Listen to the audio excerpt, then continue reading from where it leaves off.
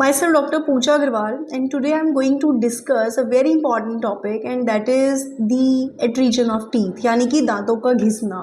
Day to day practice में this is a very common query that patient ask to us कि ma'am हमारे दांत घिस रहे हैं, तो इसका क्या कारण हो सकता है और कैसे हम इन्हें प्रिवेंट कर सकते हैं.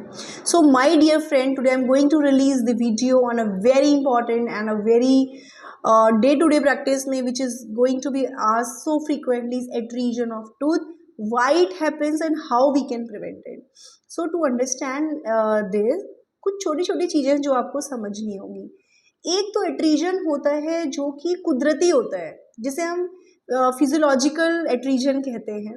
कभी कभी आपने देखा होगा जब आप दांत बंद करते हैं तो आपके दांत इस तरह से ओवरलैप करते हैं, जिसमें हॉरिजॉन्टल और वर्टिकली ओवरलैपिंग होती है. But in few cases what happens is that there is no overlapping and your teeth touches like this, जिसकी वजह से आपके आपस में ही जो आपके टीथ होते हैं वो अपने दांतों को एट्रीटेड कर देते हैं या घिसना शुरू कर देते हैं, और उस घिसने की वजह से वो दांत छोटे छोटे रह जाते हैं.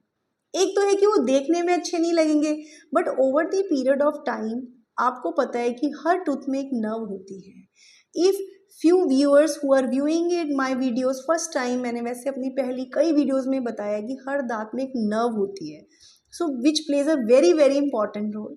बट अगर कुछ लोग जो पहली बार देख रहे हैं उनके लिए मैं बताना चाहूँगी, जो टूथ में नर्व होती है that is the most important thing, जो कि हमें ठंडा, गर्म, दर्द, झंझनाहट का एहसास दिलाती है. Sensitivity to cold substance, hot substance के लिए रिस्पॉन्सिबल होती है.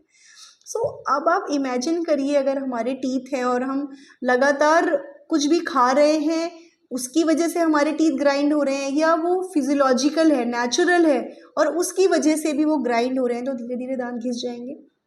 जब वो घिसेंगे तो जो टीथ है उसमें जो नर्व है वो एक्सपोज होने लगेंगी, इनेमल उनका धीरे धीरे हट जाएगा, एंड दैट टाइम आपके दांत घिसने लगेंगे. घिसने की वजह से, क्योंकि नर्व एक्सपोज हो गई है, अब ठंडा गर्म लगने लगेगा, और ट्रीटमेंट नहीं कराएंगे, पेन भी हो सकता है.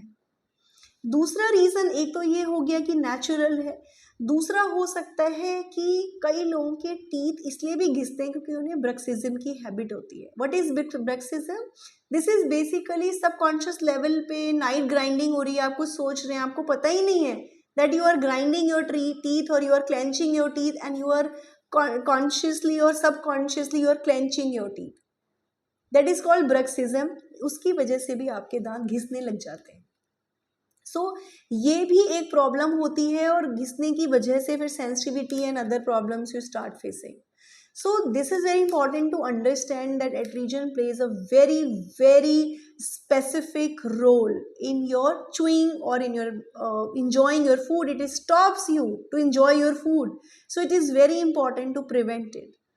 सो अगर ये फिजियोलॉजिकल है या नेचुरल है, और एज के साथ साथ अब आप ज़्यादा सेंसिटिविटी फील कर रहे हैं या बढ़ रही है, तो उसके लिए what you can do is you can just go simply to your dentist and he और she can give you the best possible options. कुछ केसेस में वो ऑप्शंस होते हैं कि अगर बिल्कुल इनिशियल स्टेज पे हैं तो हम कुछ डिसेंसिटाइजर्स लगा देते हैं, but in some cases what happens is कि डिसेंसिटाइजर नहीं लग सकते और दांत ज़्यादा घिस गए हैं, तो हमारे पास कुछ कॉम्पोजिट बिल्डअप्स होते हैं, जो कि हम अगर बिल्डअप करते हैं तो पेशेंट को राहत मिल जाती है. Apart from that we have certain laser treatment. उन लेज़र ट्रीटमेंट की हेल्प से भी लोगों को राहत मिलती है, आराम मिलता है. इसके बाद आता है, अगर इतनी ज़्यादा सेंसिटिविटी हो गई है कि अब आप पेशेंट खा भी नहीं पा रहे हैं प्रॉपरली, तो फिर हमें कुछ केसेस में रूट कैनाल, अगर पेन है बहुत ज़्यादा तो root canal followed by bridging भी करनी पड़ती है. अगर ब्रक्सिज्म की वजह से ये हुआ है तो उसको रोकना ज़रूरी है. उसके लिए नाइट गार्ड या चीक गार्ड बनाए जाते हैं. Those are like you can see, इस तरह के ये ट्रेज होते हैं transparent, we call it night guard और चीक गार्ड. ये आप पहन लेते हैं, रात को पहन के सो जाते हैं.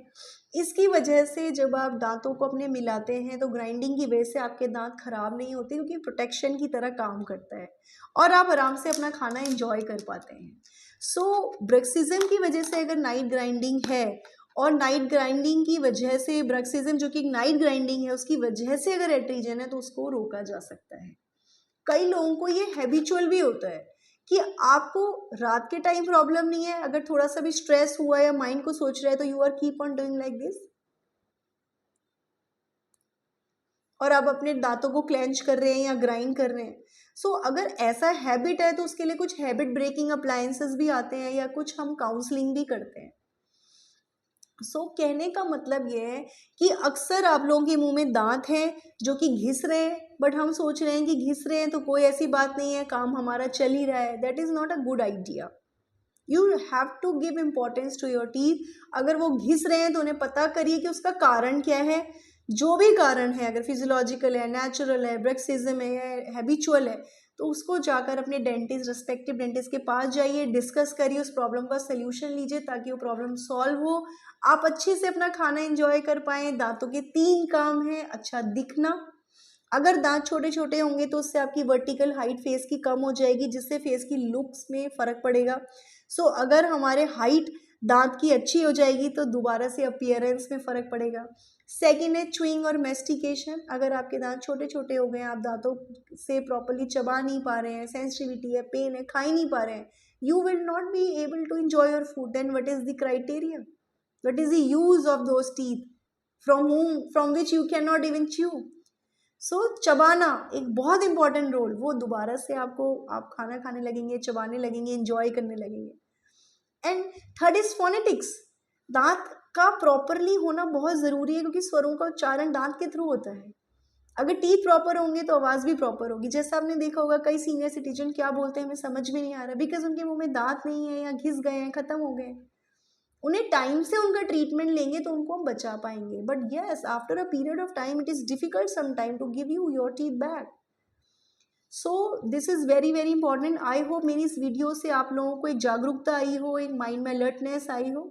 अपना भी ध्यान रखें और अपने नियर एंड डियर्स तक इन्फॉर्मेशन पहुंचाएं ताकि वो ज़्यादा से ज़्यादा इसका लाभ उठा पाएं। Thank you so much. नमस्कार।